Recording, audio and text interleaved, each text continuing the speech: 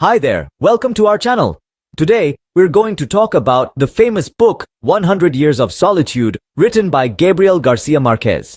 This book is really interesting and could be a bit tricky to understand. It's known for its special style of storytelling that mixes magic and reality, and the unforgettable story of the Buendía family. For the next 10 minutes, we'll take you through the story set in the imaginary town of Macondo, talk about the themes of love and sad events, and dig into the hidden meanings. We'll also talk about why this book is so important and how it has influenced people and other books around the world. Whether you love books, are a student looking for help with your homework, or just want to know more about this famous book, we're here to help. So, get comfortable and let's this journey. Come along as we give you a complete breakdown, explanation, and important points from this great book. In the first part of our overview, we'll introduce you to the Buendía family, the novel's main characters, and the mythical town of Let's explore the world of the Buendías, a family with an interesting background, marked by unique odd characters and a tendency for being alone. The story of the family starts with José Arcadio Buendía and Úrsula Iguarán. They left their hometown because of an old family curse and went on a journey that led them to build Macondo. Macondo, a town cut off from the rest of the world, reflects the loneliness of the Buendías. This town, born from José Arcadio's dream, is where the family's story of love, passion, obsessions, and magical happenings take place. The Buendías are not ordinary folks. From the family head, José Arcadio, who is obsessed with learning, to his descendants who carry the names José Arcadio and Aureliano in various combinations, each one has their personal quirks and passions. Stories are linked with the history of Macondo, which, like the family, has times of growth and decline, happiness and sadness, love and war. The town's future is tied to the Buendías, reflecting their wins and losses. The family's beginnings are marked by a prophecy of a child with a pigtail, a sign of the fear of incest that haunts them. This fear, along with the fear of being alone, continues to show up in the lives of the Buendías, affecting their choices and shaping their life paths.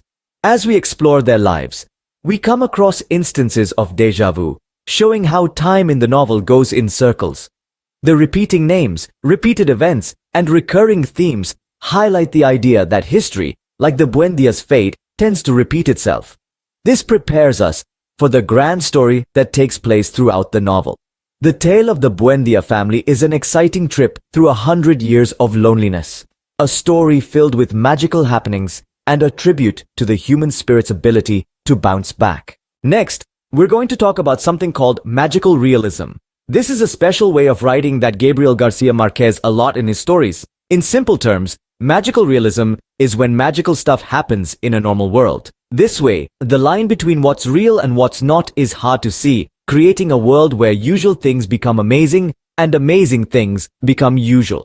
In 100 Years of Solitude, magical realism is not just a style of writing. It's a way for García Márquez to show us deep and complicated things about life. He uses it to show how time can go in circles, how memory and forgetting can mix together, and how being alone can sometimes come with love and passion. Think about town of Macondo, a place where anything can happen. It's a world where a lady can go to heaven while doing the laundry, where a man can see what's going to happen in the future, and where ghosts walk around and talk to people. These magical things are shown as if they're just as normal as the sun rising and setting. But this magical world is still very much like the real world. It shows the struggles of Latin America, like wars, political changes, and misuse of resources. All these real-world problems are in the story, but they're shown in a magical way. Through magical realism, García Márquez also makes us think about what's real. He makes us question what we think is normal or makes sense. This he shows us that imagination and creativity have no limits. To put it simply, magical realism is the main part of 100 Years of Solitude. It's the way we see the amazing world of Macondo and the amazing lives of the Buendía family. Through magical realism, Gabriel García Márquez creates a world where normal and amazing things happen together. Get ready to be amazed by the fascinating family relationships, intense romances, and sad events that happen in the Buendía family. This complex family, with many unique and imperfect characters, is the main focus of 100 Years of Solitude. First, there's José Arcadio Buendía, the head of the family. He's very smart and ambitious. His strong desire for knowledge makes him create the town of Macondo. But his fixation on changing metals into gold leads him to live alone and eventually go mad. Then we have Aureliano Buendia, Jose's son, who is very different from his dad. He's a quiet man who ends up in war due to the wrong things he sees around him. His life shows how history repeats itself, as he does many of the same things his dad and ancestors did. Ursula Iguaran, the mother of the Buendia family, keeps the family together. She represents toughness, power, and love. Even when things are going crazy around her, Ursula stands firm, her love for her family guiding them through tough times. Throughout the book, these characters and others experience love and sadness. Romances start and end, relationships are made and destroyed, and the family is often split up and then brought back together. These events show what human life is like, full of happiness, sadness, wins and losses. But it's the sad times that really shape the Buendia family. From love that isn't returned to the bad effects of family members marrying each other, the family always seems to be dealing with pain. But it's through these hard times that the characters grow, their toughness tested over and over. These characters and their stories are really important to 100 Years of Solitude. Their lives, filled with love, excitement, and sadness, show the lasting strength of the human spirit and how history repeats itself. 100 Years of Solitude isn't just a story about interesting characters. It shows us the political and social problems in Latin America. Gabriel García Márquez tells the story of the Buendia family to reflect the major events that have happened on the continent. The family's story somehow looks like the rough history of Latin America. There is a pattern of fighting and peace, wealth and poverty, power and downfall in the book. This is similar to the changing governments, power shifts, and economic differences in Latin America. García Márquez uses the Buendia family to show the harmful effects of foreign interference and exploitation. For example, when the banana company comes to Macondo, everything changes. Workers are mistreated, the environment is damaged, and a massacre takes place. This shows the negative effects of big foreign companies and their relentless chase for money.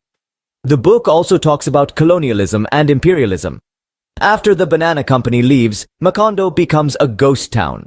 This shows the problems that colonial exploitation leaves behind.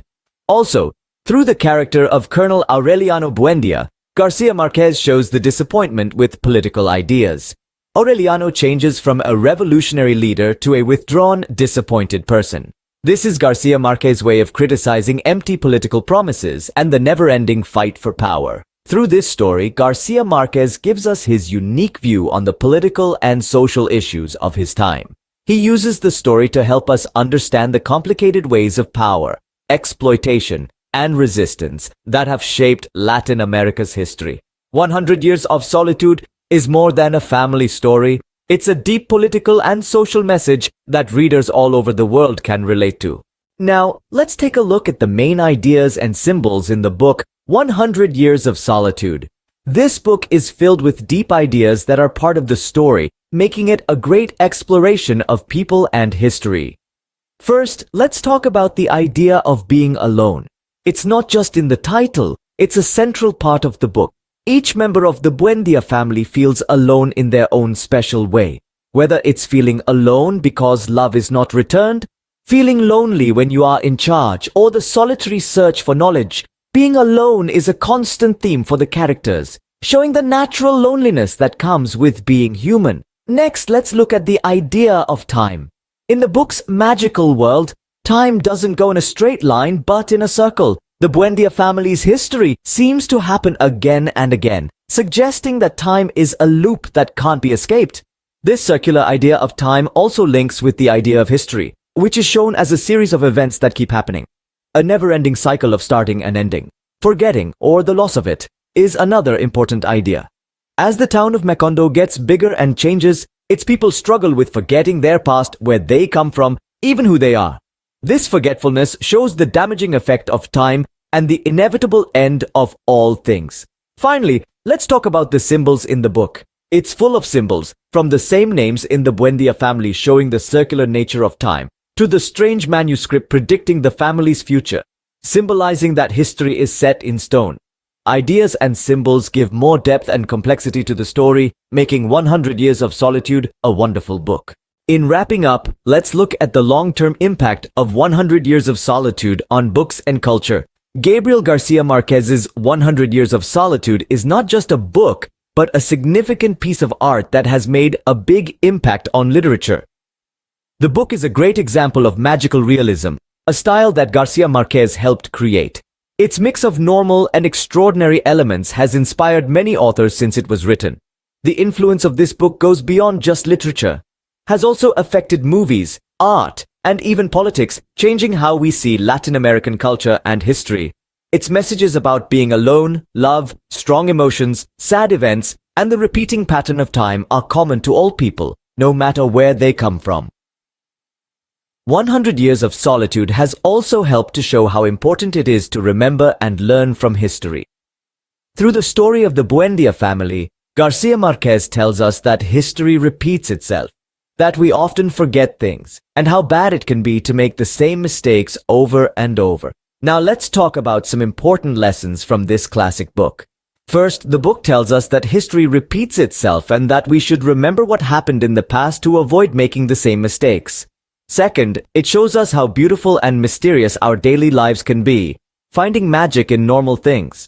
Finally, it teaches us that being alone isn't just about being by yourself, but that it can be a deep part of what it means to be human, leading to discovery and sadness. In short, 100 Years of Solitude is a great example of how to tell a story. It's a detailed picture of human life that mixes the real and the unreal, the sad and the funny, the normal and the extraordinary. It shows us the power of imagination and the long-lasting appeal of books.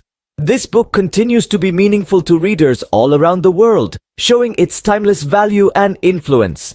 Thanks for being with us on this trip through 100 Years of Solitude. We've looked into the complicated story of the Buendía family, studied the magic in their world, and talked about the big ideas and symbols that make this book great forever. We hope our summary and discussion help you understand Gabriel García Márquez's writing better and how important his work is. If you liked this book discussion, we ask you to join us. Like this video, subscribe to our channel and share this video with your friends and others who love books. We care about what you think, so don't forget to comment below. What did you like most about 100 Years of Solitude? What other books should we discuss? Watch our channel for more book discussions. We can't wait to go on more book adventures with you.